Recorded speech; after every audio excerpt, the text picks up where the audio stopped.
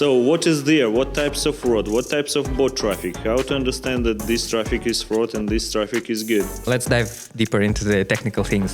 Samurai has no goal, he has a path. Is it racism or not? But I'll take it as a compliment. How can you save money for operators? Pre-click, pre-bid and post-bid analytics. IP, user agents, suspicious IPs and everything. 94% of the users are never going back to the landing page of the product. What was your goal? What was your vision? What was your main driver to become a SEO? Being some guy who kicks out the door and tells everybody what to do and etc. etc. Where's the money, Lebowski? Where's the money, Lebowski? With that money, Lebowski. Where's the money, Lebowski? Where's the money, Lebowski? With that money, Lebowski. Where's the fucking money, shithead? It's About $100 billion wasted on fraud within marketing budgets in 2024. And today we're going to talk about this within the iGaming and affiliate industry. Our guest has a unique blend of cultures from Vietnam and Russia. Alan, welcome to Where Is My Money podcast.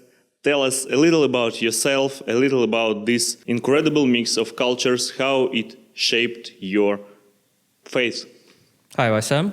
Thanks everyone for joining.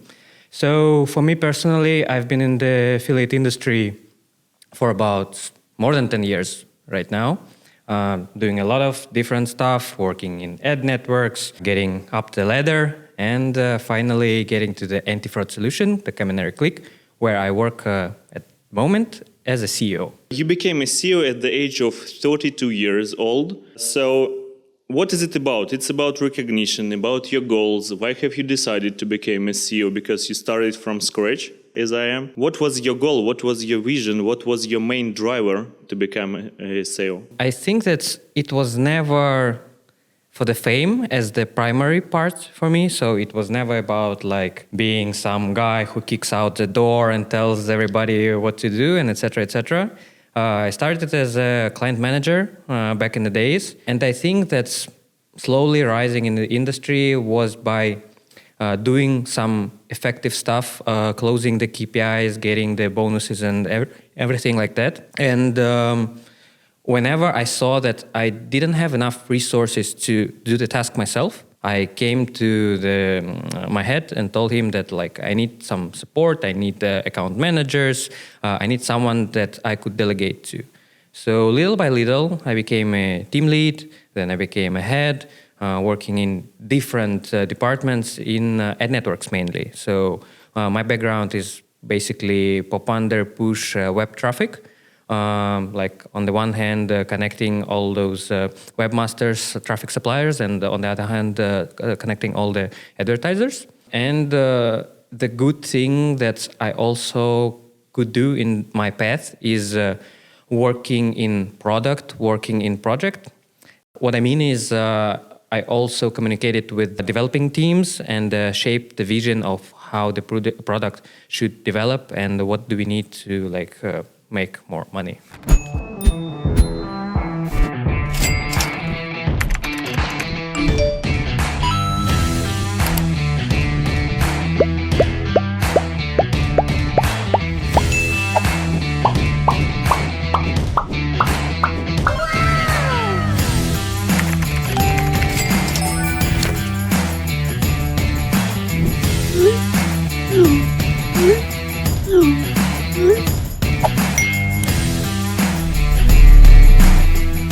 There are different ways, if we talk about ad networks, to develop yourself, to develop your business, and you chose the path to prevent fraud.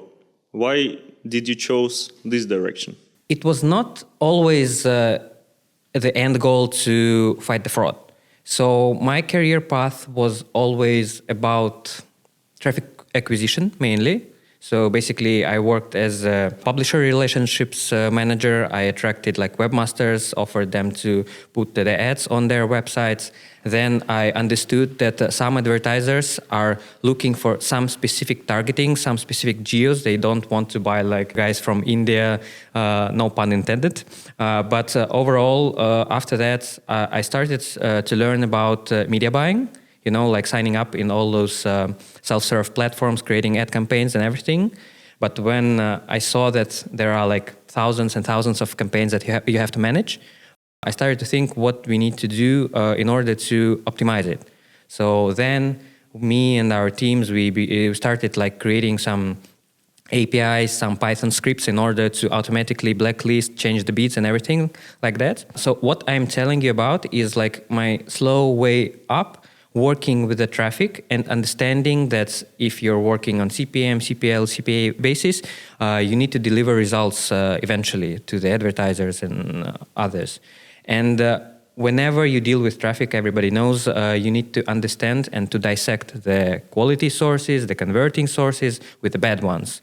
So this is the part I want to tell you about, and there is also a lot of things I can tell you about programmatic, RTB, and the fraud there. So it was an evolution from optimizing campaigns to preventing fraud. And as I mentioned in the very beginning, it's quite a huge industry if we talk about marketing, digital marketing in general. And as I mentioned, $100 billion like wasted on fraud. What have you noticed? What can you share about Kaminari? What amount of fraud are there in ad networks nowadays? With the clients we work at the moment, so currently, as you said correctly, by the Juniper Research, it's the independent agency. They told that in the last year it was more than $114 billion lost to fraud in the ad industry. On our numbers, Kaminari numbers, right now we're checking around 10 billion checks per month at the moment. And on average, we see around 30%, more than 30% of the clicks are fraudulent. So basically, for 3 clicks, one of them is bad. Oh my God. Yeah. A big waste of money, I would say, if guys don't use such tools. And if you talk about your personal branding, your personal ideas, how to market yourself on the market, what I noticed from your social media that you always try to avoid hype image of yourself. You're not talking about success, big money, like wearing those Balenciaga t-shirts or whatever. Why is it so important for you? Did you have some experience with toxic images or maybe with toxic corporate culture before? For me, currently, I think that the thing that is important to me is authenticity and transparency, because there are 2 main things that I see right now. The first is that overall, not speaking about the industry itself, people are tired of this fake images, like Instagram fame and nothing behind that. So I see that the trend is shifting to the authenticity, people being themselves. This is the first part. And the second, that before I started doing anti-fraud and everything like that, 5 years ago, I saw that many anti-fraud solutions are like black boxes. So they just tell you it's bot or not bot, but you are not able to see any details to understand. You have to blindly trust those solutions.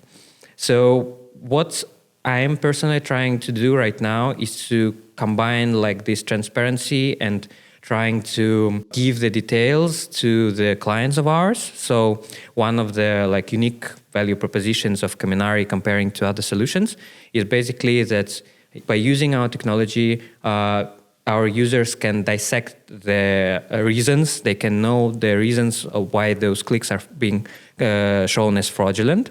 And also they are able to generate public reports to show to their affiliates, traffic suppliers. So they don't just tell that we won't pay you, this is fraud, but this is the details. And one more thing that I wanted to add, that basically a lot anti-fraud solutions also in the industry, they are scared to show off the data because the fraudsters, they are adapting. They can always learn the ways how the anti-fraud solutions work. But we have a genius guy, tech guy in our team, and not only him, but whole team. And we update our anti-fraud system every sprint, every sprint, basically, we do watch the new things that are being added, and we add this logic. So by doing this, we are always selling my product right now. But to be honest, I just want to like share the experience that I see is that basically we are sure that if even the fraudster wants to like do something bad to us, he'll have to do a lot of things. He'll have to invest a lot of money in order to like go around us, and it's basically sometimes not very like good way to do. It's like very hard to do. Exactly. I admire this approach of transparency and education of our industry. That's why we are here today. Of course. You mentioned a shift that you noticed from non-transparent, like hype, money hype, education or podcast or personal branding to this transparent theme. And do you think it's about Gen Z or it's a big shift in the industry? I would say that it's all interconnected. Basically, it also affects Gen Z. We also have like more and more people joining our team, and we see in the affiliate industry there are like more people from the next generations. But overall, for our business, for my business personally, I've been shifting from like B2C to B2B like business ways of work. Even if like we count affiliates as like B2B business, nevertheless, for our product, we see that the sales cycle is very long. It's like takes 3-6 months. It's not just about the like selling the pen. Hey, you want to buy this today or not? It's about building relationships. So with our partners before like signing the contract, in average, I would say that we need at least like 3 touches offline on the conference. Because I had a funny story. I was seeing a person like on the second conference, and he was like, "Hey, Alan, I'm sorry, we talked a lot, but you know there are some still things that I need to like talk with my team." And I was like, "It's okay, it's fine. I'm not pushing you. I know that you see the value, like when I presented before, but." In the structure of integrating like anti-fraud solutions in the big companies, it's always like not only one decision maker to do it. So basically answering your question is like, if you're trying to do like the fast money to like click and clack here and there, it won't work in the long run. So the only thing to do is like to deliver value. Totally agree. And you mentioned decision makers. And you also always talk about the importance of mentors in your life. So who was those persons who shaped your personal vision, like a person, and shaped you as a professional, just in case you split it? I wouldn't say that there is some specific person that I would like account for, I would tell for. What I would say is that in my personal experience, I have right now a lot of support from the people around me. So either it's like my family, either it's my wife, either it's my psychology therapist, either it's my coach. But in terms of experience, I think that I was always thriving to understand like what I need right now, like what expertise I need. So to be like, to have an example, at the beginning of the year, I had a goal to make the best customer success experience that is comparable with like a European style of business. And I was looking on the market for the people who had that experience. And I found one person, and she worked like for 20 years in the customer success. And I reached out to her, and she shared a lot of the knowledge. And right now, currently in our business, we have a yearly goal to fully like adapt and start using customer success processes. So right now, in the past few months, we started doing quarterly based reviews with our like top clients and other kind of onboarding stuff. So basically, to answer your question, when I need some experience, I try to look the person who went through it. I get in touch with them, I get their experience, and then I try to adapt it. And you mentioned you was like involved or with over your head in European business, and your idea was to switch your business structure to the European vision. We are both from CIS region, I would say. And was it difficult to switch from CIS mind to European mind? And are there any differences in how business is built? I'm Vietnamese. I was born in Russia, lived many years there. So basically my native tongue is Russian, and later on the English and Vietnamese. Basically I'm still learning and living here right now in Vietnam. But it was always curious for me to be like on the edge, on like two-sided between like Asia, between Europe, CIS and everything. So one thing that I would mention is that I never fully felt 100% belonging. So, you know, when you're a kid, you're growing in Russia, everyone is European, they're looking at you, so you're kind of lost. And on the other hand, like right now living in Vietnam, I can't fully feel myself Vietnamese because like whenever I go to the market and anywhere, they like ask me some things, like cultural things that I unable to know. It's funny. But on the other hand, also like partly answering your question, I think that my own experience gave me an opportunity to take the best from the both worlds. So for me right now, I think that if we talk about Asian culture, I would say it's determination, and it's about transparency that we talked about. Because there's funny thing, one colleague of mine recently told me like that, Alan, looking at you, I feel that I want to trust you because like you're Asian and Asians are hardworking. And I'm like, is it cultural appropriation? Racism, yeah. Is it racism or not? But I'm like, I'll take it as a compliment, no worries. Yeah. But for the European side, what I like is being straightforward, and it's not like brutal honesty, but it's like, you know, when it's not working as intended, you can always like tell that what you need and what results you're awaiting. You are not like, like I'll go around, try to like make a face or something.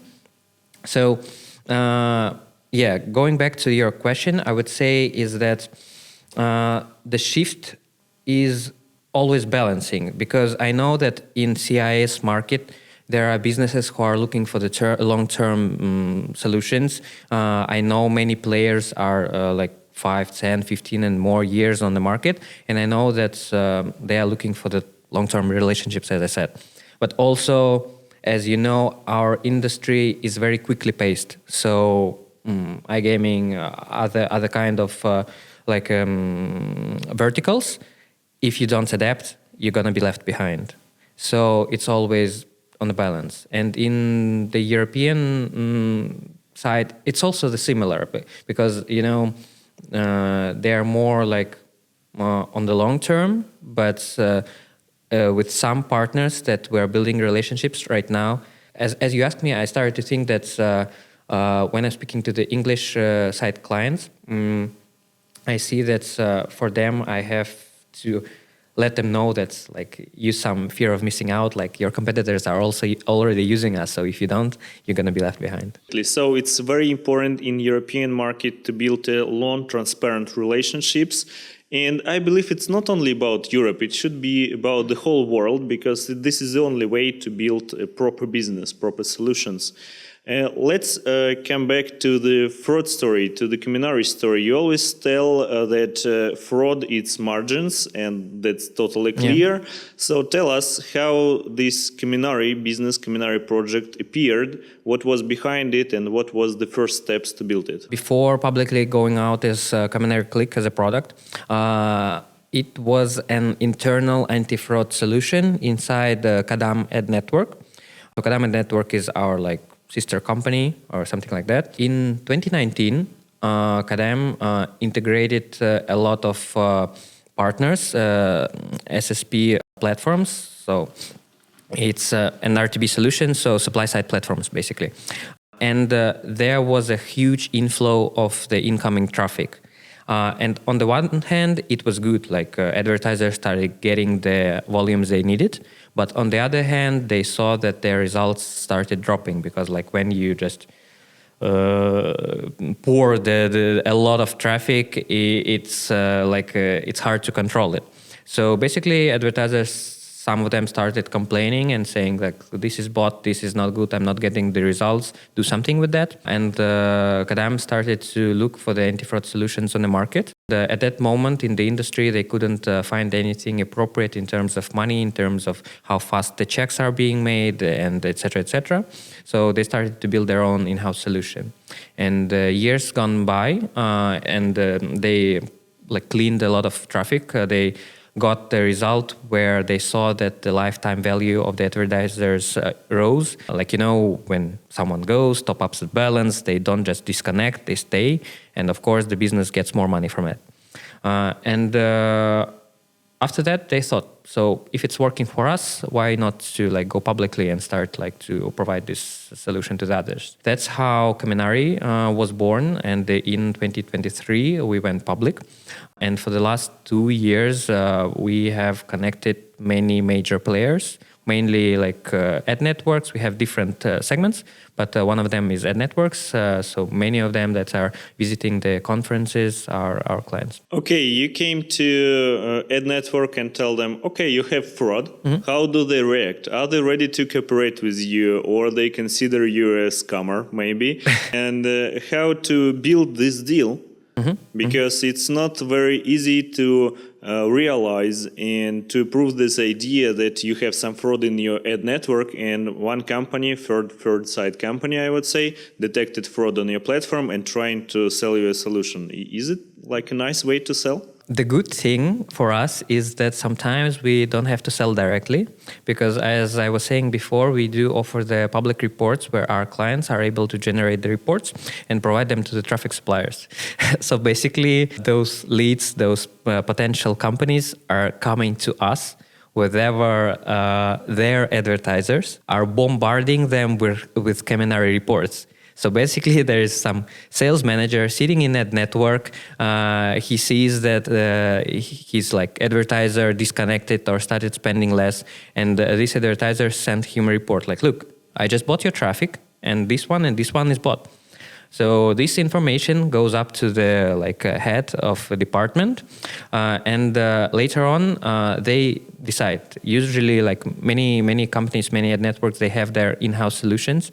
But they started comparing data, and they see that, okay, we don't see as much as Kaminari sees. So let's reach out to them and do the A/B test, check and everything. So we're as I said, we're not selling pens directly. We're just providing the value, and we're providing the specific data that they see that we are detecting better, faster, and they're going to us. Yeah, but I guess not everybody on the market is using your tool right now, and probably you had some negative answers in your career. So what was there? Definitely, what I would say is that our main competitor right now is not other anti-fraud solution. It's not third-party solution. Our main competitor is the in-house solution of the possible company. There are some arguments. One of them is that we are scared to give out the data. It's privacy, because no one wants to send the traffic elsewhere. So it's the argument. I, of course, understand it. And based on that, we always say that we provide different options in order for you to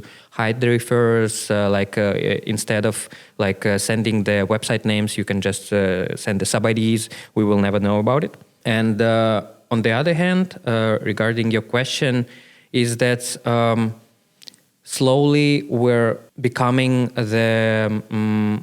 we're trying to be the leader in the industry in terms of the last resort to understand the quality of the traffic. So what I mean, we started to have cases where 2 of our clients, ad networks, are using Kaminari.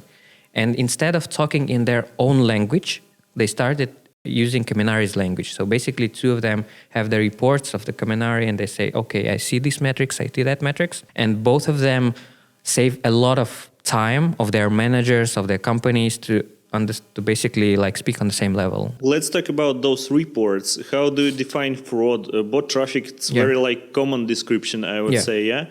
So what is there? What types of fraud? What types of bot traffic? How to understand that this traffic is fraud and this traffic is good? Let's dive deeper into the technical things. So basically what I would say is that in order for anti-fraud solution for our Kaminari to initiate, we need to fire the JavaScript code. It's either placed on the landing, on the pre-landing, or on the redirect sequence. And it takes around like 200 milliseconds to gather all the data, IP, user agent, like browser version, etc., to understand if it's the genuine user or it's some kind of emulator, anti-detect browser, or something else. And to be honest, what I would say is that fraud is a very broad term. So it can be anything. It can be like payments, chargebacks, like credit card fraud, multi-accounting and everything. But I want to highlight that at Kaminari, we are mainly focusing on the click fraud. Like I said, emulators, spoofing, geo spoofing, and etc. And also like lead fraud. So whenever like a client advertiser is working on the cost per lead basis, like paying for the signups, and someone is like creating a bot farm that is like generating multiple accounts. That's what we do with deal. And how do you detect those multi-accounts? As I said, we gather all the data. So what I like to use as a like analogy here is like imagine a nightclub with a bouncer standing, and there's some person trying to get in the club.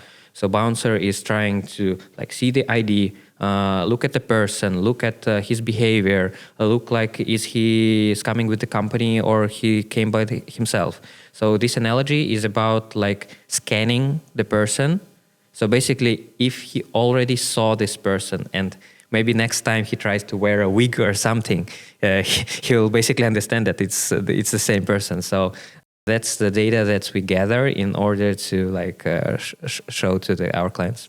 Okay, you mentioned competitors. You mentioned that some ad networks has their own anti-fraud solutions. Yeah. So what differs you from your competitors, from other anti-fraud solutions? What is the unique story about Kaminari? As I was partly mentioning before, the openness of the data. So it's not just like fraud or not fraud.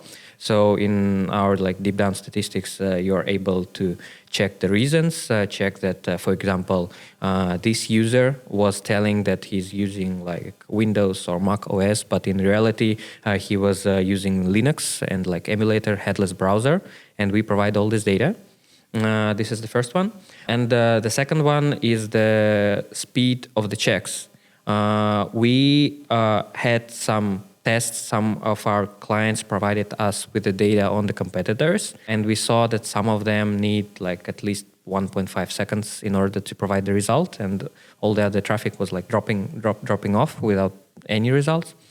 So this is the second thing. And the third, as I said, is like building a good client service, because in anti-fraud, the product, it's not very easy to understand. It's not like you just click one button, integrate, and everything works. What I see is that it's a good thing and a bad thing. The good thing is that allows us to build relationships with the clients on the long term. So what I was trying to say is that usually the clients, the big ones, come back to us after like 3-6 months, whenever they like got the deep down integration with us, and they told us, oh yeah, we see that in the past 6 months, the lifetime value of the clients increased, the amount of the fraud reports and asking for the refunds lowered and everything. You can't do this in one day.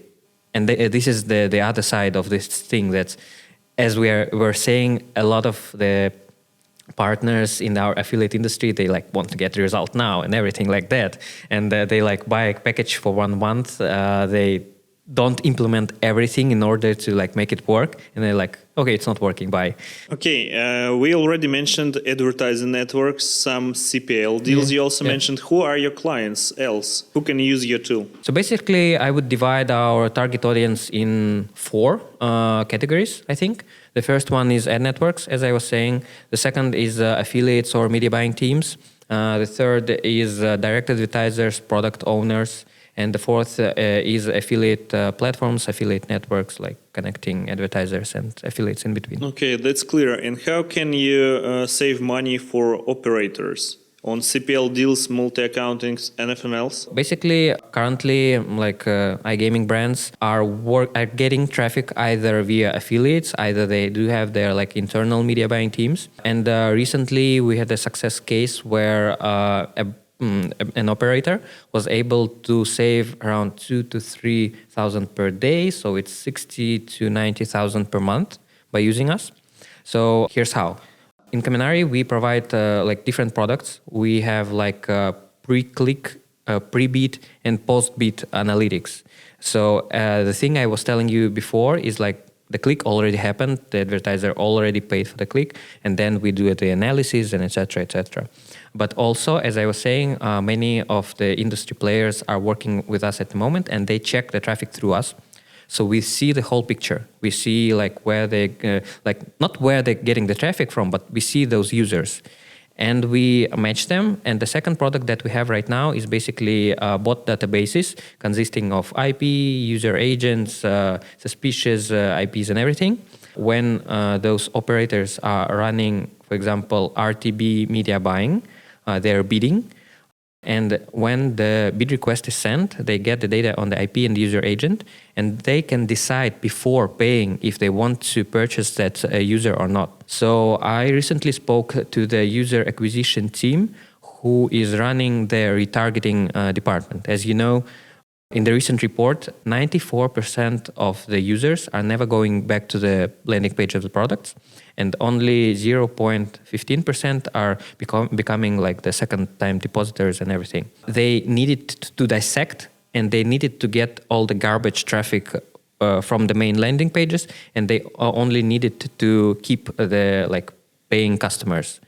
So basically what they did is they started using these blacklists to like not bid on them in advance, and their amounts of leads didn't change, but their cost CPL it decreased by 2 times. They basically started buying less garbage traffic. And if we talk about retargeting, for example, bot traffic can be used there also.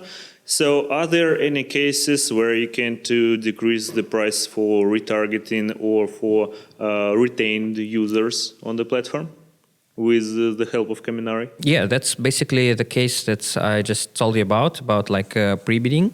And also the other thing that we do is we provide additional metrics to those iGaming brands. So as I was saying before, fraud is very like multi-layered.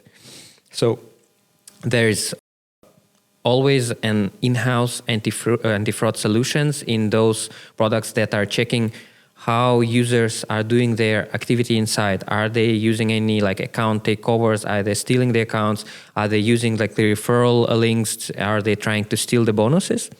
But we don't have that info because it's all like internal. But we are not trying to compete with the internal like anti-fraud solutions. We are the additional data providers. So what usually works is that the product generates a specific unique fingerprint of the user, and they get all the data and they calculate the risk score based on those metrics.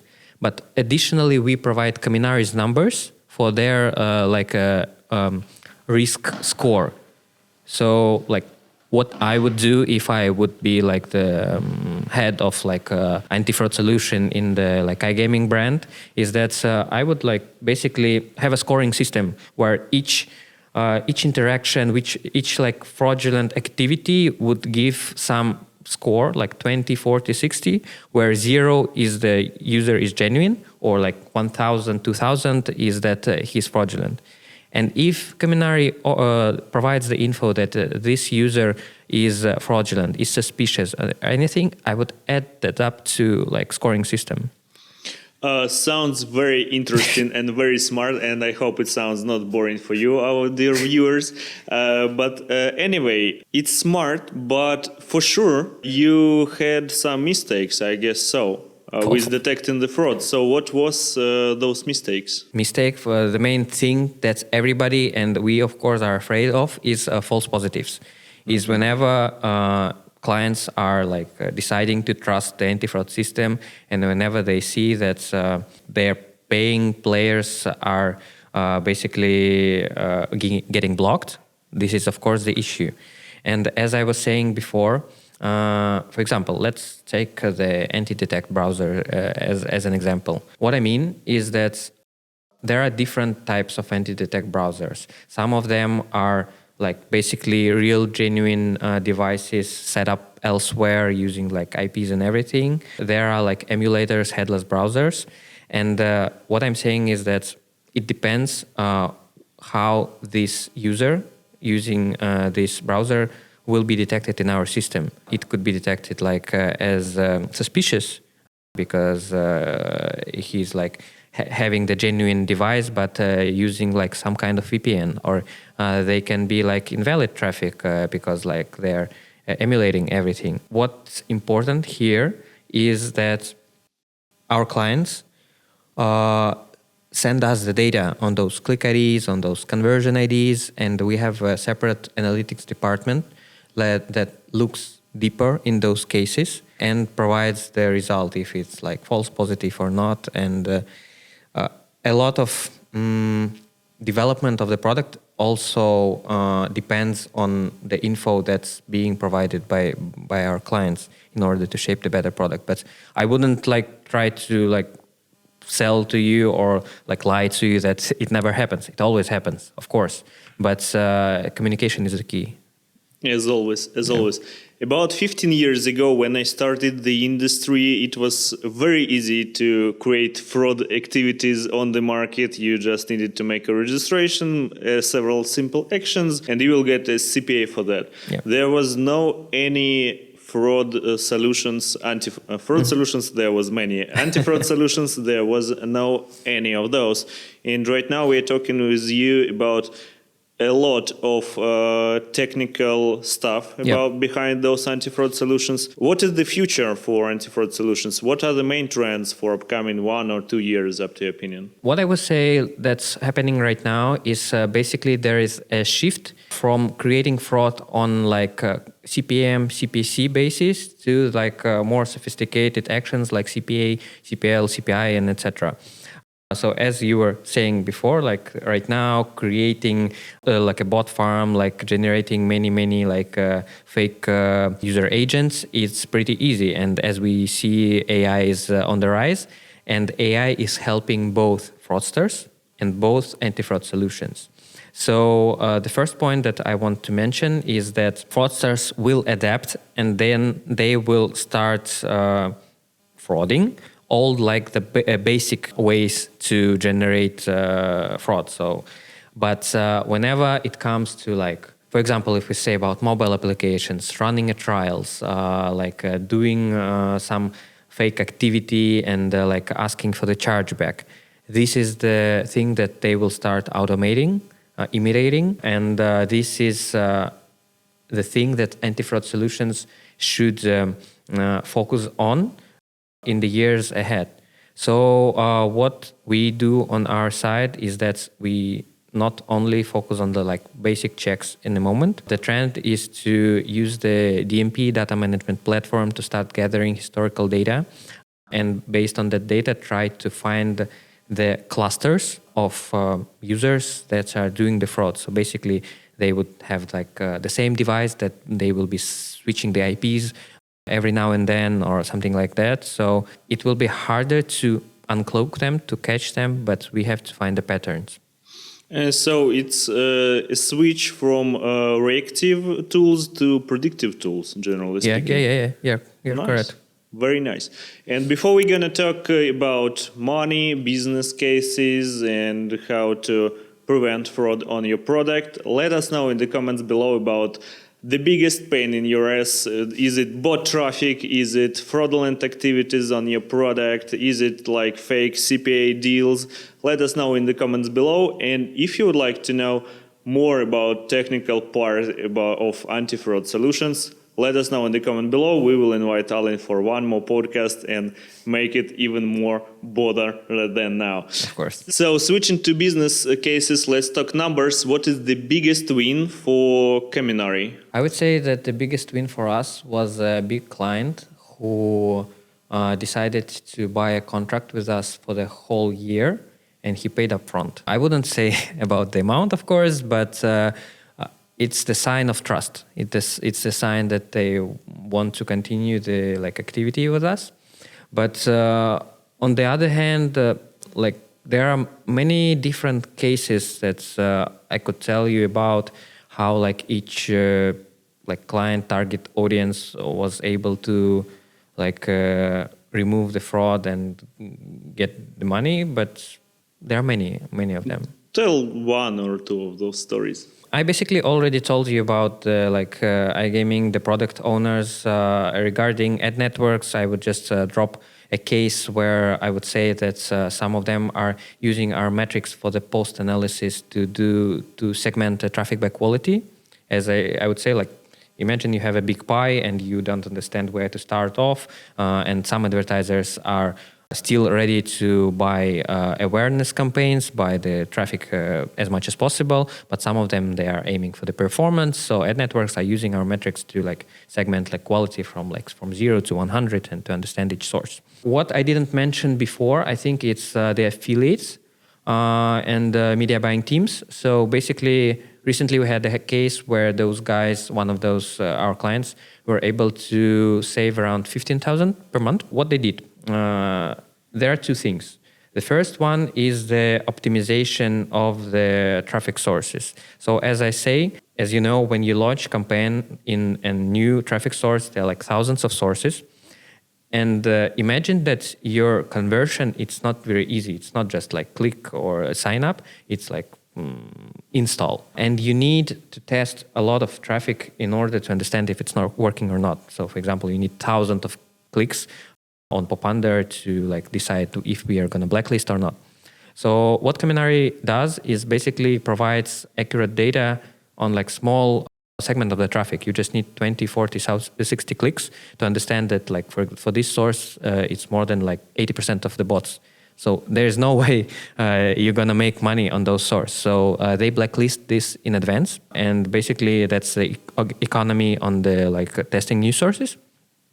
And the second is providing those reports to the traffic sources. I wouldn't lie to you that the ad networks are still wanting to get business running money. They won't just run up to you and tell you, oh dear, I will give you the refund and all the money. Of course not. But what we see as a trend is when the report is shown, it builds the credibility of the affiliate team or the affiliate. They start communicating, they start providing better whitelist sources, or something is happening for them for the better results. That's clear about affiliate teams, about ad networks. And if we talk about affiliate networks or affiliate programs, how can you help them? Do you have any case studies to share here? Yeah, regarding affiliate programs, so basically I would divide them in two categories. The affiliate program that has their own product, so we leave that aside. I would speak about affiliate programs that are basically in between, working with advertisers and affiliates. It's not very easy for them, as you know, because they try to balance between the reputation, between everything, and they don't get as much data as possible. They just track the click and send it elsewhere. And what's often happening is basically they wait for the reports from advertisers. Each month they're saying we won't pay for this, we won't pay for that. And with this info, they have to go to their affiliates and say, those guys, we're not paying for that. And it's always on the edge for them. And what we do offer for them is scoring those conversions in advance, giving the quality of those so they could hedge.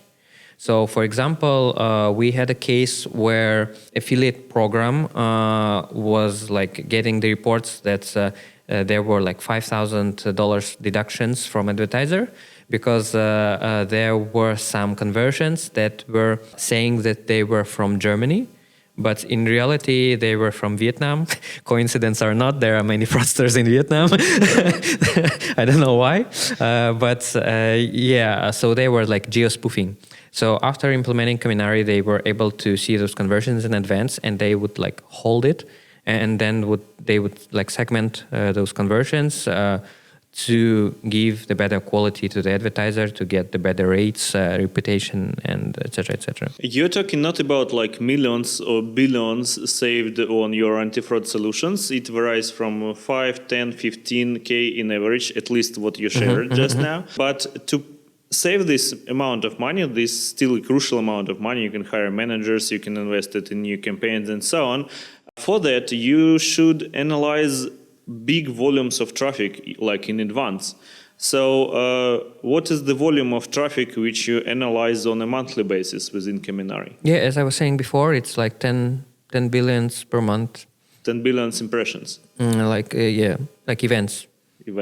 Amazing number. Is it enough? Like, is there such a big amount of traffic within the all advertising networks? I would say that it's still like not a big percent. Like there's much more. I wouldn't say about the whole total market like volumes, but I say that 10 billion is like no more than like 5% of like if we're speaking about popunders, push, and everything. Yeah, and you mentioned that 30% of this traffic is fraud. So we consider 3 billion impressions as fraud on the market, at least. At least, yes. Amazing.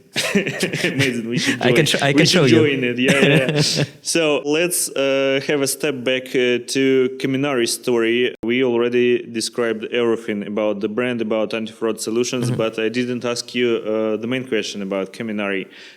What is the name? What is behind it? What is the story of creating this brand name? Oh, that's a funny story. So basically, it's in like Japanese culture. Kaminari means thunder in Japanese, and basically our idea is that we are striking fraud fast and swiftly like a thunder. And we also have a mascot. It's like a sugar cane. Little like animal, like a mouse, but it's also like jumping, flying from the tree to the tree. The idea is like fast, swift, and quickly adapting. And I don't know why. It's like me personally as Vietnamese, Japanese culture, it was never like intended, but... no appropriation, you mean, yeah? Again, no cultural appropriation. Okay. Yeah, but the main thing is that at one hand cute, at the other hand it's like transparent and everything like that. Very interesting.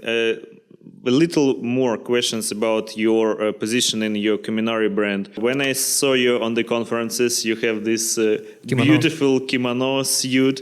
What is behind it? What is the story about this kimono? Yeah, so this is from our marketing team, and I think that I get at least like 20 mentions of the kimono whenever I see partners. They are like, "Wow, that's so cool."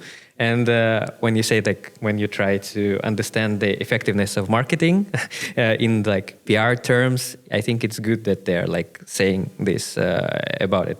But yeah, it's also like connected to like a Japanese way of the brand that we position ourselves, and yeah, it's has like different sayings like fight fraud right now and everything. So whenever like I go from one part of the corner to another, everyone like sees, and I get a lot of mentions like, "Hey, I saw you." Yeah, like a ninja or samurai. Something like it. We thought that we need to bring like the samurai blade next time, but I thought we haven't decided on that yet.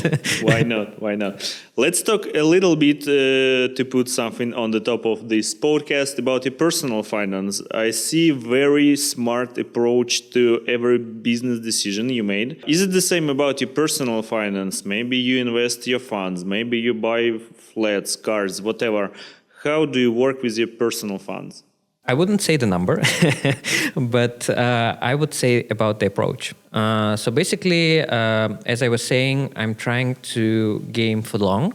So for me, it's not about like a one-time like getting a result, but building some kind of a system to make it work. So what approach I use is basically make the calculated risk, if I would say like that. So let's say like stocks, crypto or something. I have my own like risk metrics as in fraud, where basically I know when to buy low or when to sell high.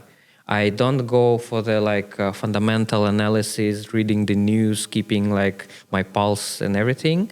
I just check the historical data and do some calculations based on that in order to understand like whenever it's time to like rebalance my portfolio or something like that. That's clear about your motivation if we talk about business, if we talk about money. But maybe there is something that motivates you else apart from money. What I really like where I am right now is basically running the anti-fraud products and making the ad industry transparent.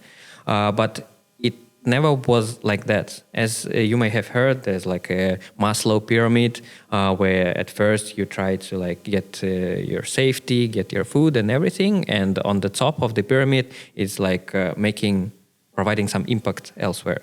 So what I would say is that whenever I was like 18 starting in this industry, of course I was doing everything that would provide me money fast, like this all fast game. And slowly rising, I got like first levels of the pyramid. And now moving forward, of course, the shift changed and the motivation is not only like to earn the money, but also like make an impact to leave something like behind and to help the industry. Because to be honest, as we were saying before, like our industry is not really big in terms of whole ed tech. And I don't like to create rivals. Like even like going on the conference, seeing other anti-fraud solutions, I get acquainted with them. We talked about like similar problems and everything. Because at the end of the day, like you help somebody, they help you back, and even if you like fight for the same client, I believe the best one wins. That's clear about your mind, about your point of view. I would say it's really connected to Japan, like samurai has no goal, he has a path. And it's about Kaminari, the name of the brand. But maybe just if you have it, the biggest dream of your life, like the biggest goal, and you're still on the way to it, like create a cross-international big company, to create a gadget, to create something else. Do you have any thoughts like that? Are we speaking like personal-wise or business-wise? Let's talk about both of them. I'm a family person. Like I never wanted to buy a Lamborghini, buy a yacht or something like that. It was always about like providing the safety for myself, for my family. And for the business-wise, as I would say, is that I think that right now I came to the shift where I am aiming to provide value first. And I believe that if value is given, money will come afterwards. I don't try to be like this posh and everything, and maybe it sounds really like that, but anyways, before I was like trying to get money first, like hey, this and that. But now I understand that if you have experience, if you're like can do some great things that would help, the people will be getting attracted to you. So I would personally stay in the ed tech, doing some products that would like fight with fraud, or maybe go do the products that would like reveal the like cloaks or something that is damaging the business. You're staying very business focused. Good luck with it. This was Alan from Kaminari Click. This was Where Is My Money podcast. Subscribe to our channel not to miss the new videos. Follow for more. Don't forget to check more interviews and industry knowledge on our channel. Thanks for watching. See you in the next episode. Ciao. Good luck and see you on the conference.